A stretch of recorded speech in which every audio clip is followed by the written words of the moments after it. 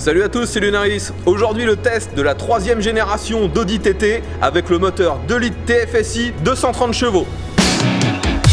You came out searching for a reason, came out looking to throw me around, but I'll be holding on forever. I thought that this time you would have to burn me down. I crumbled deep into the feeling now you leave me to drown. Yeah, I'm still holding up together.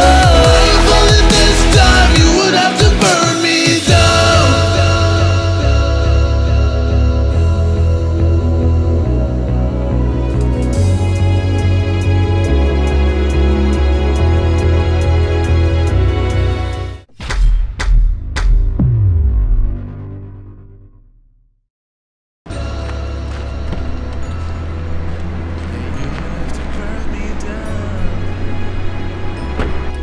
Donc nous voilà partis pour le test de cette Audi TT 230 chevaux Quattro de 2015.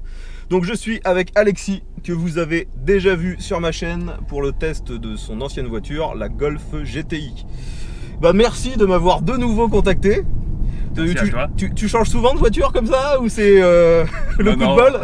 Non, là c'est la coïncidence, je change environ tous les 2 ans. Bon, donc là c'est vraiment la chance. Voilà. Là. Et puis la GTI me convenait très bien, c'est le coup de cœur pour celle-là qui m'a fait changer. Bon, voilà. Donc si vous connaissez un minimum les voitures, logiquement l'Audi TT, vous en avez déjà au moins entendu un petit peu parler, hein, parce que c'est pas une voiture, on va dire, récente dans sa conception. C'est un modèle qui a été inauguré en 98, ouais, voilà, ouais. 98.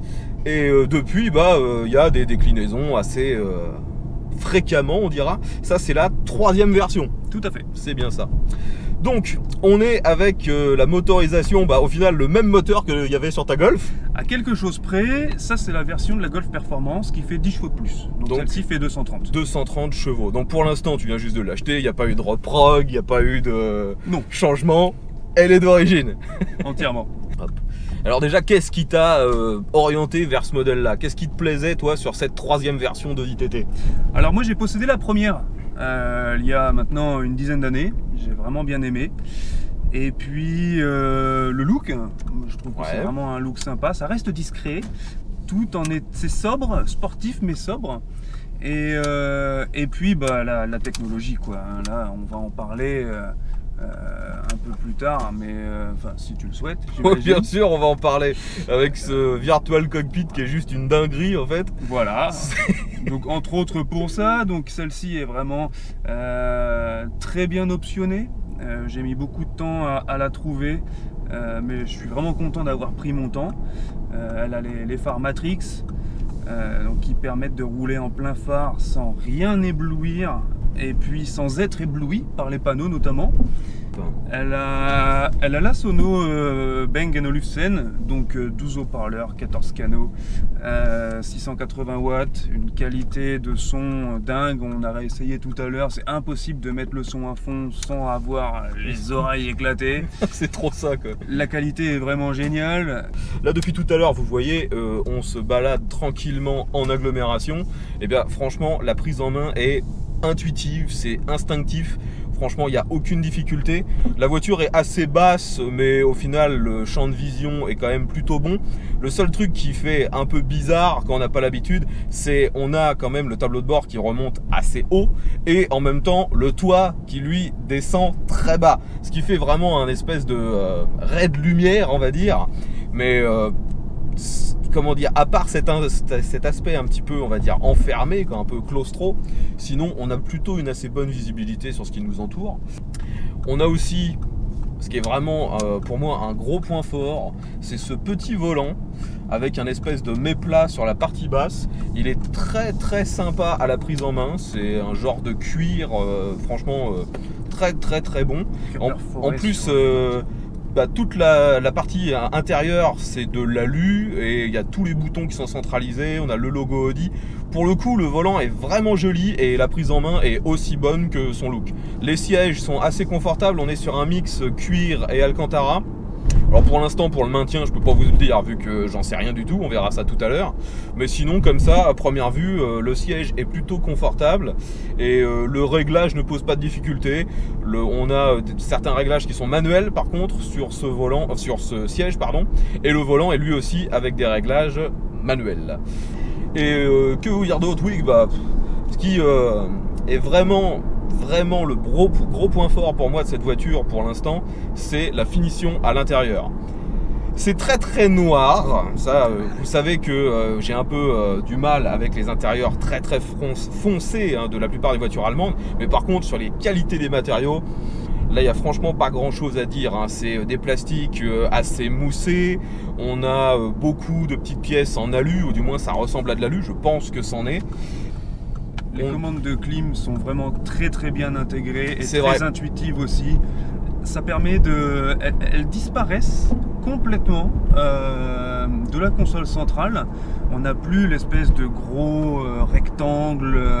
Ouais, je vois bien de quoi tu parles. Les Ouais. afficheurs sont vraiment au milieu des aérateurs et tout est vraiment instinctif, fonctionnel. C'est très clair et on les prend en main très rapidement. On a bien sûr la possibilité d'orienter le flux d'air, c'est avec un système rotatif. Il y a un petit picot sur chacune des aérations qui indique bah, la direction du flux d'air. Les amis, nous sommes revenus à l'endroit habituel pour faire le 0 à 100. On va bien sûr refaire le même exercice avec cette voiture. J'ai oublié de vous le préciser, mais on est sur la version à boîte automatique, donc la boîte à double embrayage, la même que ce qu'il y avait sur la Golf. Exactement la même. On va se laisser sur le mode automatique, je ne vais pas utiliser les palettes, hein. On va voir comment se comporte la voiture, on va dire toute seule. On va faire le 0 à 100. Je rappelle rapidement les caractéristiques de la voiture, donc on est sur un 4 cylindres, et là on a la transmission Quattro, 230 chevaux, la voiture fait 1 tonne 3, si je me souviens bien. Allez, il n'y a personne, je signale que je repars, et c'est parti!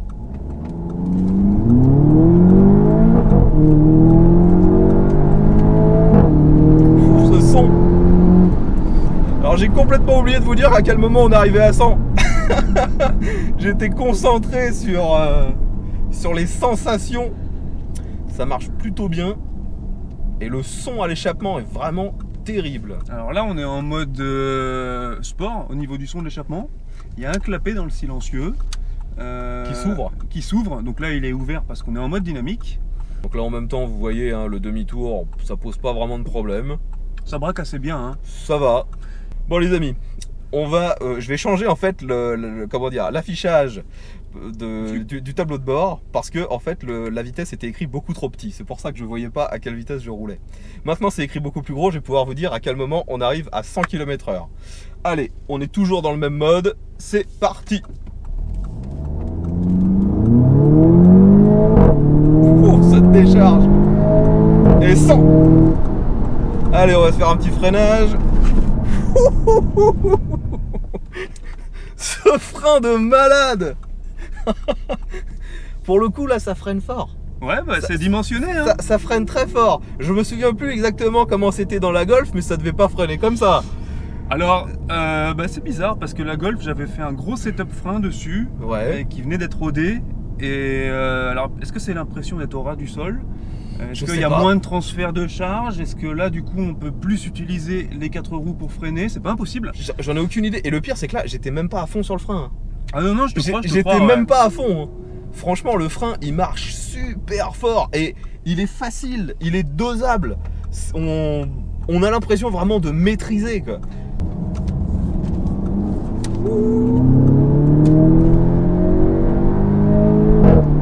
Ah, cette décharge, c'est hallucinant, j'adore cet échappement. Alors nous arrivons sur une portion de route pavée. C'est pas son point fort. Hein. Ça va. Ouais. Franchement, je trouve pas qu'on soit spécialement secoué, hein, ça va. Je m'attendais à pire. Alors là, un gros trou. Ouais, c'est sûr que c'est un peu ferme, mais ça me choque pas sur une voiture de sport, ça doit être comme ça.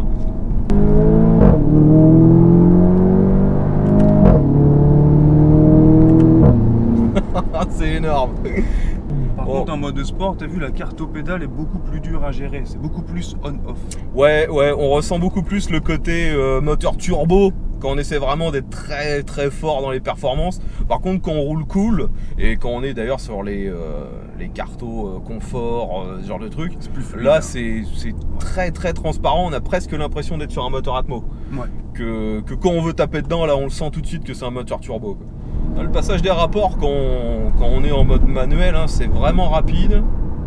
Après bon, c'est une boîte à double embrayage, hein, ça paraît logique que ce soit rapide, mais pour le coup c'est vraiment rapide, hein. Ça n'a rien à voir avec par exemple la Toyota, pas la Toyota, la Subaru BRZ que j'avais testé, qui avait une boîte qui marchait très bien mais qui restait je dirais avec un embrayage assez simple. Enfin c'est même pas un embrayage, c'était un convertisseur de couple. Allez, nous voilà dans une petite succession de virages. Let's go!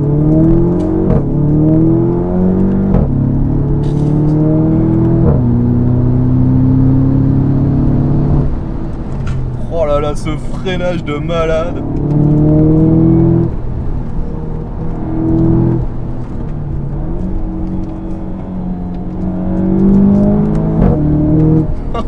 Faut pas me laisser ce genre de voiture pendant très longtemps. Je vais forcément me retrouver soit dans un mur, soit en prison.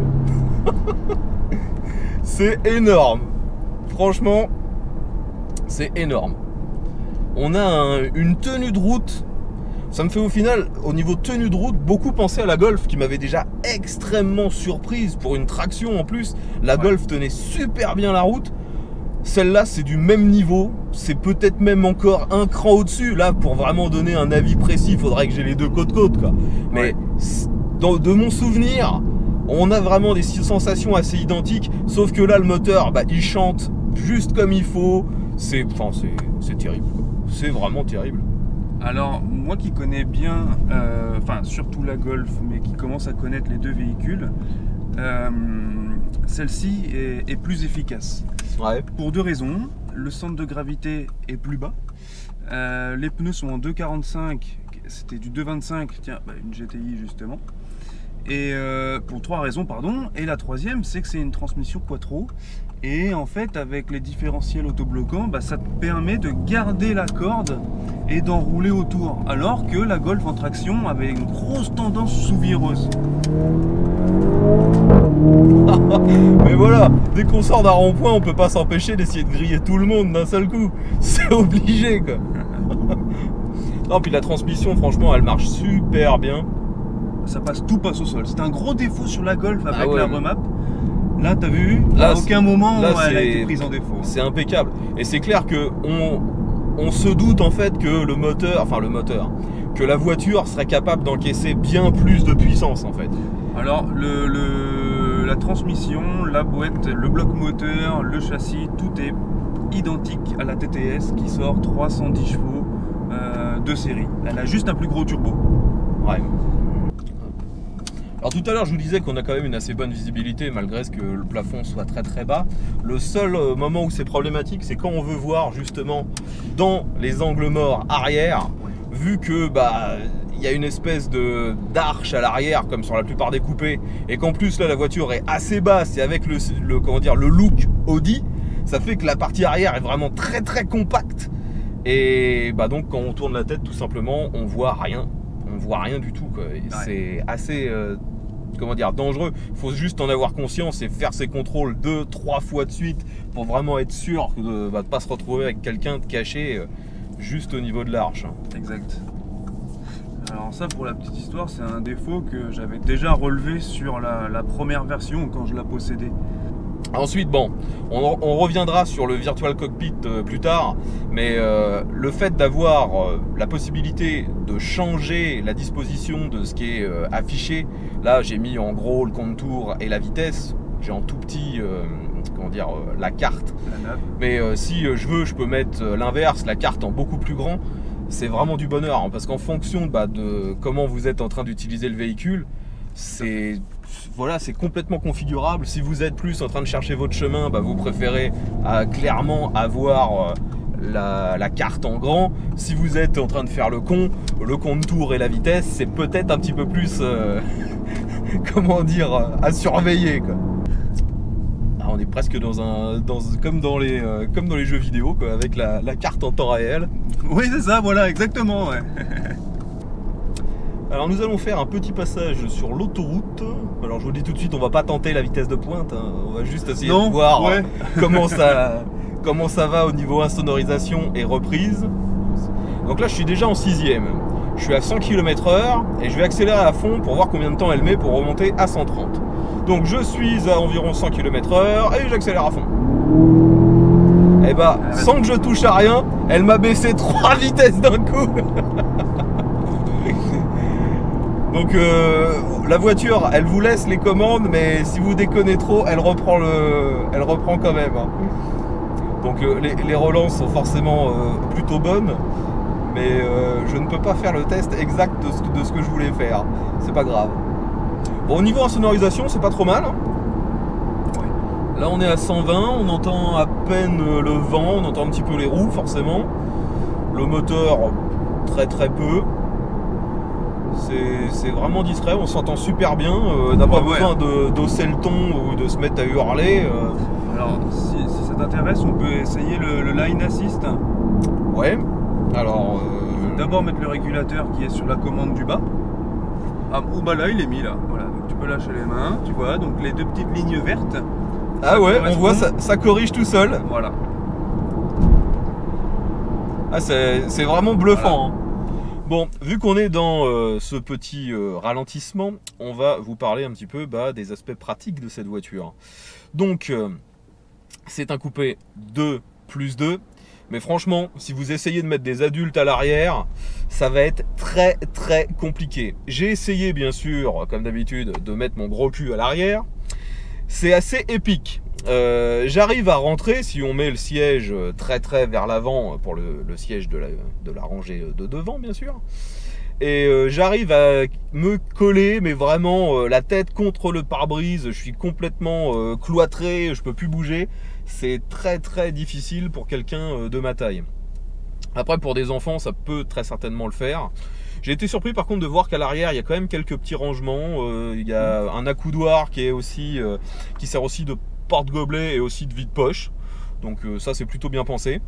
Et il y a quand même un petit peu de luminosité vu que la vitre à l'arrière est quand même assez longue. Petit détail au sujet des places arrière. Donc ils mettent un adulte vraiment confiné est une chose. Mais comme on avait vu, le conducteur est fortement perturbé une fois que l'adulte est derrière. Oui. Donc ça c'est embêtant aussi. Ce sont deux problèmes différents. Oui, si on met quelqu'un derrière, on est obligé de ravancer le siège conducteur. Donc du coup, on est la tête dans le volant, c'est pas sécuritaire. C'est vraiment deux places qui sont là en dépannage ou pour mettre vraiment des personnes ou des enfants vraiment même assez petits, hein. Franchement, c'est pas recommandé au final de mettre des gens derrière. Vaut mieux baisser les deux sièges et étendre la longueur du coffre. Le coffre qui est plutôt logeable. On a d'ailleurs un seuil de coffre. Le fond en fait est assez haut parce qu'on a un compartiment dissimulé sous le plancher du coffre. Vous avez la batterie du véhicule, le kit anti-crevaison, puis encore un ou deux petits espaces de rangement. Le coffre en lui-même est plutôt pas mal, mais c'est vrai que j'ai du mal en fait moi avec ces voitures où ils mettent deux places arrière qui servent à rien. Je me dis souvent qu'ils auraient mieux fait de mettre un plus grand coffre. Il y a un petit autocollant qui est rigolo que j'avais déjà aussi sur la première TT. Quand le coffre est ouvert, il est marqué attention, en refermant le coffre, il y a un petit dessin à ne pas taper la tête des gens qui sont assis s'il y en a à l'arrière. Ouais. Ça fait toujours sourire, mais je pense que s'ils l'ont mis là, c'est qu'il y a déjà eu des retours. Clairement, et ça doit arriver assez fréquemment. Bon, sinon après sur les autres rangements qu'on aurait sur la partie avant, on a un accoudoir central avec un rangement qui est quand même pas trop mal. Sur le prolongement de la console centrale, on a un rangement qui est vraiment grand où on peut mettre plusieurs téléphones, plusieurs portefeuilles. Enfin, c'est vraiment pas mal. On a aussi bien sûr la boîte à gants qui est d'une taille tout à fait standard. On dirait peut-être même un petit peu plus petit que la moyenne. Oui. C'est la porte en fait est énorme, je sais pas pourquoi. le pourquoi la porte de la boîte à gants est aussi épaisse. On a quelques vides-poches dans les portes qui sont pas énormes parce qu'il y a beaucoup de place qui sont pris par les haut-parleurs. Et puis c'est à peu près tout. Bon, vu qu'on est toujours dans cet embouteillage, on va prendre le temps de vous expliquer un petit peu ce que c'est le fameux tableau de bord, rappelle-moi le nom exact. Virtual Cockpit. Virtual Cockpit, voilà, le nom m'échappait. Donc en gros, ça fait que tout l'emplacement où vous auriez d'habitude les compteurs classique, ça a été remplacé par un écran couleur qui est configurable et qui fait office en fait de centralisation de toutes les infos de la voiture. Vous avez le GPS qui est là-dessus, vous avez bien sûr votre compteur, votre compte-tour, là ça nous affiche aussi le rapport engagé, l'heure, la température, et vous pouvez naviguer dans tous les menus grâce à l'espèce de molette qui est au centre de la console centrale, ou même avec les boutons qui sont au niveau du volant. C'est vraiment assez facile. En fait, ce qu'il faut, c'est vraiment prendre le temps, une première fois, aller un petit quart d'heure, 20 minutes, histoire d'appréhender un peu le fonctionnement du système informatique. Et une fois qu'on a compris comment ça fonctionne, on retrouve facilement la plupart des infos. On peut reconfigurer le véhicule, parce qu'on vous l'a dit, on a différentes cartographies moteur, le bruit de l'échappement. Ouais. Ça, on l'a changé tout à l'heure. Et puis globalement tout ce que vous voulez ça le fait. On peut bien sûr demander à avoir les commandes vocales. Tout à l'heure on a essayé de configurer le GPS alors que cette voiture ne me connaît pas, il n'y a pas besoin d'apprentissage. J'ai demandé un truc au GPS et tout de suite il a trouvé instantanément. Donc ça fonctionne vraiment bien. Alors tout à l'heure tu me disais aussi que dans cette voiture il y a un truc en option, c'était un éclairage d'intérieur configurable. Oui, tout à fait. Alors celle-ci le possède. Alors il y a beaucoup de petits bandeaux lumineux sous forme de LED un petit peu partout dissimulés dans le véhicule. C'est très joli la nuit, là malheureusement on ne pourra pas le montrer. Et donc l'intensité lumineuse est réglable, ainsi que l'intensité lumineuse de tout ce qui est rétroéclairé dans le véhicule, y compris le Virtual Cockpit. Donc c'est pas un gadget, ça permet vraiment de baisser la luminosité la nuit à l'intérieur de la voiture, ou au contraire de l'augmenter si on est en ville et qu'il y a beaucoup de luminosité, beaucoup de lampadaires ou de lumière qui rentre à l'intérieur de la voiture. Un petit gadget, encore une fois, qui fera rigoler certains, qui fera sourire d'autres, qui plairont encore à d'autres personnes. C'est le fameux petit aileron que l'on peut déplier en appuyant sur le bouton qui se déplie tout seul à partir, je ne me rappelle plus de la vitesse, je ne vais pas vous dire de bêtises, mais il est pilotable depuis l'habitacle avec un bouton dédié. Bon, alors est-ce que c'est un gadget? Est-ce que c'est utile? Voilà, chacun pensera ce qu'il en veut, mais ça a le mérite d'être présent. Ouais, moi, le seul truc qui m'a un peu, on va dire, surpris sur l'aileron, c'est qu'une fois qu'il est déplié, en fait, on voit tout le mécanisme et le plastique et les, on va dire les engrenages, mais vraiment toute la mécanique qui est en dessous. On voit le dessous. Et voilà. C'est pas super joli en fait. Non, c'est vrai. Et même l'aileron en lui-même, j'espère qu'il est efficace, mais au niveau esthétique, une fois qu'il est déplié, il n'est pas super beau en fait, ça fait pas vraiment un look ultra sport, c'est assez banal. Donc par contre, l'intégration de cet aileron dans la carrosserie une fois qu'il est replié, c'est complètement indiscernable. Franchement, on ne peut pas faire la différence entre une voiture qui n'aurait pas d'aileron et celle-ci qui a l'aileron replié. C'est complètement intégré, c'est fluide dans la carrosserie, c'est vraiment bien à ce niveau-là. Alors un aspect dont on a oublié de parler au niveau du style, c'est actuellement on a des jantes en 19 pouces. Oui. C'est les jantes d'origine ou c'est des options? Alors, je ne suis pas sûr de moi sur ce coup-là, mais alors elles sont d'origine. Je pense qu'elles sont d'origine, mais qu'elles étaient en option. D'accord. Pour reparler un peu des options, justement, tu me disais que toi, donc tu voulais absolument les feux Matrix dont tu nous as parlé tout à l'heure. Mais cette voiture, il y a quand même des options, on dira, qui sont maintenant proposées presque de série sur plein de véhicules, et déjà à cette époque-là, et qui ne sont pas sur celle-là. Par exemple, une pauvre caméra de recul, c'était en option. Et celle-là ne l'a pas. Et celle-là ne l'a pas. Et ça, c'est vraiment dommage, parce que comme je vous ai dit, la visibilité vers l'arrière est assez limitée. Alors, reste à parler de la consommation.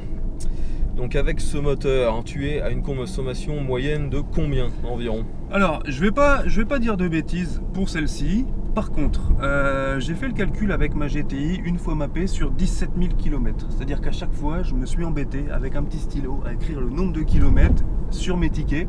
Ouais. Et j'étais à 8,57 litres.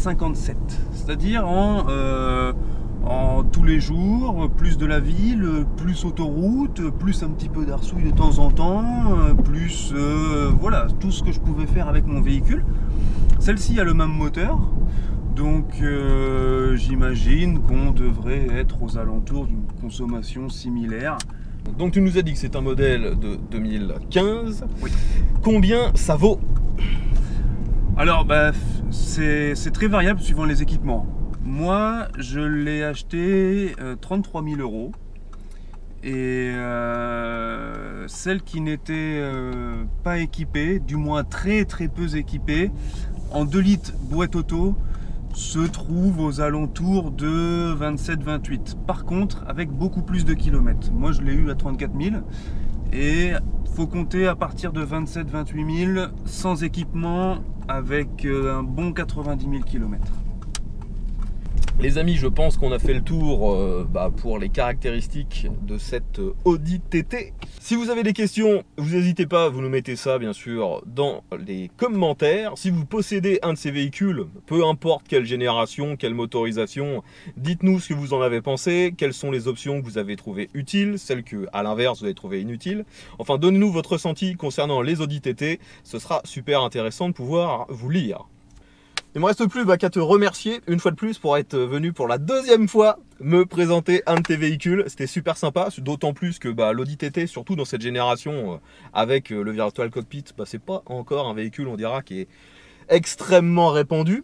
Merci à toi. Ah mais merci encore, hein. Si il n'y avait pas de proposition de ce type, il n'y aurait tout simplement pas de test automobile sur ma chaîne. Donc merci encore. Et je reprécise d'ailleurs que tous les tests automobiles et moto également sont toujours en collaboration avec mes abonnés. Donc si vous avez un véhicule que vous aimeriez me voir tester, n'hésitez pas à me contacter. Tous les moyens de le faire sont dans la description. Donc les amis, merci encore d'avoir regardé cette vidéo jusqu'au bout. J'espère que vous l'aurez apprécié. Si c'est le cas, un petit pouce vers le haut et partagez-la sur les réseaux sociaux. Il ne me reste plus qu'à vous faire un grand V et à la prochaine.